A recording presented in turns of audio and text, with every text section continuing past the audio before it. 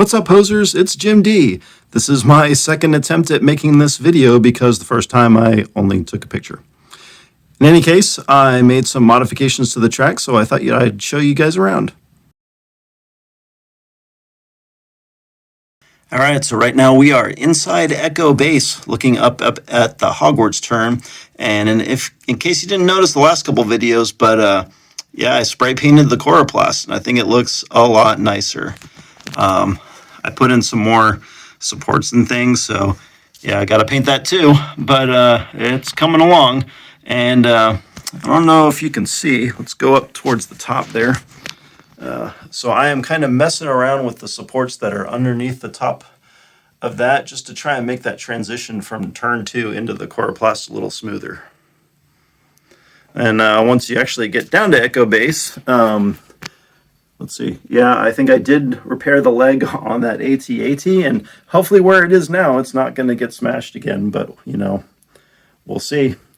Coming around here, I added this little bit of wood underneath the track here on the exit to Echo Base, because you probably noticed that a whole bunch of cars were just flying off this edge and landing down on the hapless air crews down below. So that's up. I think I secured the stun zone sign a little bit more than previously.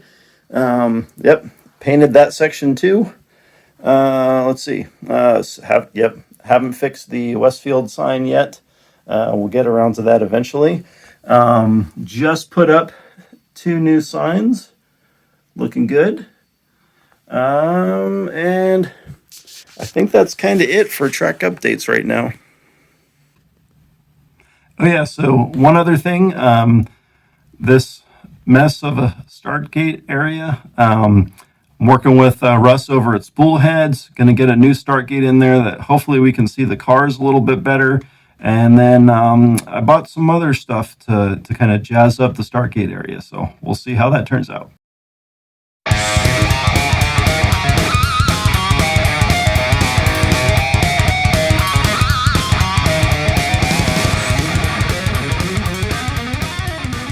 Welcome back to Indiana Diecast Racing. This is the continuing first round action of the Final Fantasy Fracas, and today we've got groups 19 and 20. Group 19 is a bunch of smaller open-wheeled cars, and leading off, it's Canadian Stig, representing Lightning Phoenix Racing in Candy Crush, a 30-gram carbide built by Indiana Diecast Racing, hopefully with graphite this time. Golden Owl Racing is back with Grey Wizard at the helm of Torpedoes Away, a Lakester weighing 60 grams. From Raw Sun God Racing, sponsored by Kill the Sun Comics, it's Dino driving Tan Claw, one of a pair of Velociracers for this team, weighing in at 39 grams.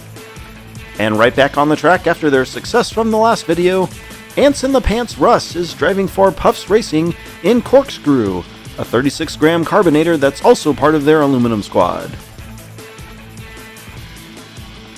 They get a quick start out of the gate, and the Stig leads. They get single file, and Russ is way off pace in the back.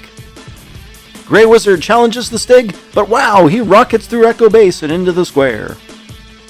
Grey Wizard closing on the Canadian Stig, but oh Canada, it's a win for the Northmen. Dino rolls in for third, and Ants in the Pants Russ has stalled, and he's checking out the Indiana State sign, designed and printed by Rust Belt Customs. Well, an uneventful lap 1 to start the day. That's either ominous or a good sign. Of course, now that I've said that,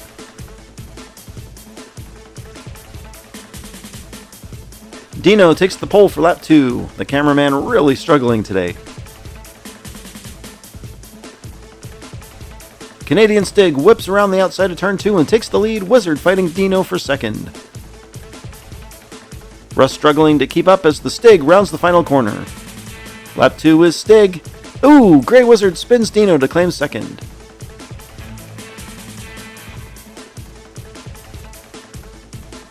And here comes Russ to limp across the line, totally missing the catch basket and earning a point.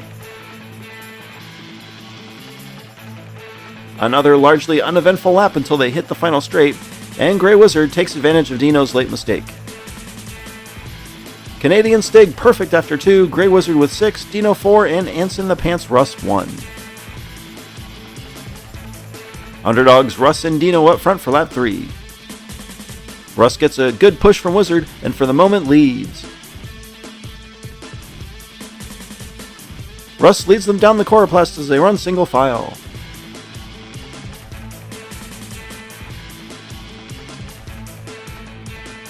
Grey Wizard challenges as they come to the final straight, and here comes Dino to make an unlikely double pass to steal the win. Russ just holds on to second ahead of GW, and the Stig turns in his worst lap so far. Grey Wizard catches Russ on the back straight and nearly passes him before the final turn. Dino finds a late burst of speed and a big gap to steal a big win. That evens things up across the top 3, and amazingly only one DNF so far. Grey Wizard and Russ start up front, Canadian Stig and Dino in the back. The inside lane gets a great start, and that'll put Dino at a big disadvantage. They get spread out, and Wizard rides the wall and flies off the track. The Stig leads in reverse, and here comes Russ and Dino. Dino trying to pass Russ, but Russ is throwing a block. Canadian Stig is going to come away with the lap and group win, and lap 4 is a triple DNF. Grey Wizard had a big lead but got loose on the Coroplast, causing him to go way high through Echo Base, and he was unable to recover. Dino was really fighting hard to get past Ants in the Pants Russ, but Russ played spoiler and chose to take out Dino with a block that took them both off the track in the final turn. Shockingly, that was the worst lap, as Canadian Stig takes the group. Grey Wizard and Dino remain tied, so they'll head to a sudden death runoff. Dino assumes the pole with his one-lap victory. First one to the finish advances. Grey Wizard noses ahead, and now he takes off towards Hogwarts. Dino doing everything he can to keep up, but GW keeps building on his lead. Well, it was a clean run, but Dino had nothing for him. Grey Wizard moves on with Canadian Stig.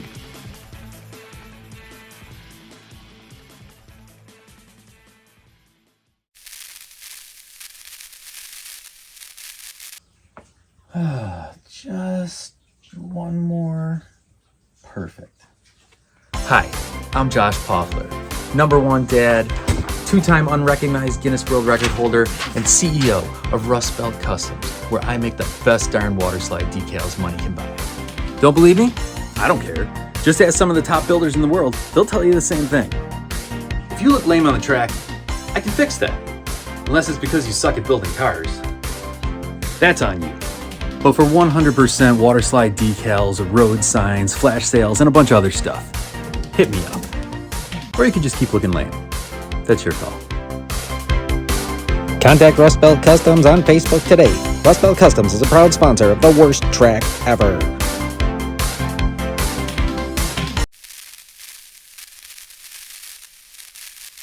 Well, that was unique. Now it's time for the Lethal Diesel Lasagna. That's right, Group 20 is all lethal diesels, and first up it's Rocket representing MQH Racing in his 74-gram Greenie.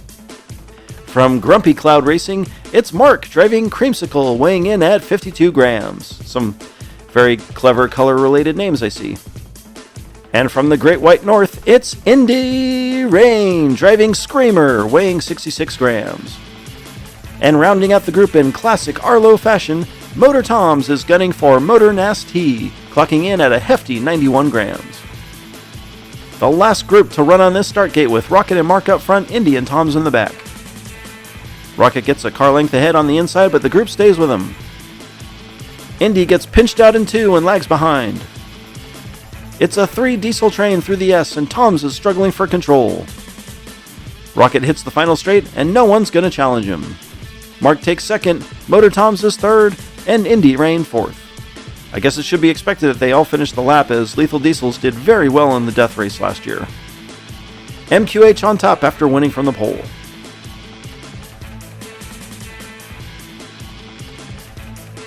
Indy and Rocket share the front row for lap 2.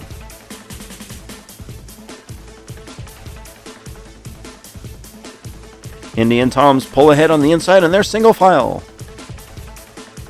Mark rolls in Echo Base. Rocket dives inside Tom's for the late pass, but Indy Rain takes lap 2. Bad luck for Mark. Maybe he just wanted to check out his sign on Logo Row. Checking to see what happened to him, my guess is he just took turn 3 too shallow and his massive blower pulled him over. Rocket charged through the square to catch Motor Toms and caught a break, gaining the inside line in the final turn.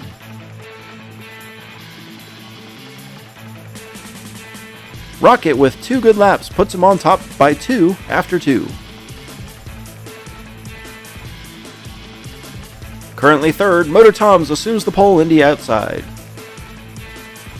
Whoa, he explodes out of turn 1 and seems to really be enjoying the clean air out front. He's way out front as he hits Echo Base. Ooh, Mark wrecks, and that's probably going to seal the deal for Motor Toms. Wait, Mark gets back on his wheels. Toms will win anyways. Rocket is second, followed by Mark. Something must have happened to Indy. Yep, and sure enough, she's down on the sub-track safety surface. Mark gets into trouble again and slides into the square. Indy seemingly trying to pass on the outside. My guess is she fell off the west side of the square while Rocket positioned himself to get around the inside of Mark, who miraculously makes a recovery, also probably attributed to his hood ornament. Rocket clinches his spot in round 2, and that win puts Motor Toms in good position, 3 points ahead of Mark and Indy. Mark starts on the pole. He and Indy will need to hope for a Motor Toms wreck to have a chance here. Toms presses on the outside and stays right on Mark's bumper. Toms all over Mark. He's not letting up. Ooh, Mark wrecks again, and he's getting tossed around the square. Motor Toms gets around and takes the win, and Indy Rain makes a double pass to claim second. Mark hilariously slides across the line on his side for third, and Rocket finishes a disappointing fourth. Toms was super aggressive in the defense of his lead, and that pressure causes Mark to overdo it entering the square. Mark's slide is one of the longest on this new track, resulting in a completed lap. Indy Rain takes advantage of the cluster and drives from 4th to 2nd, but it'll be too little too late. Motor Toms closes out the group with back-to-back wins to win the group, 1 point over Rocket, but amazingly, only 2 DNFs.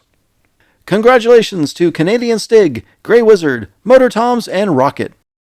This has been Jim D for Indiana Diecast Racing. Be sure to check in next time for more slightly above mediocre diecast racing and the continuing round 1 action of the Final Fantasy Fracas.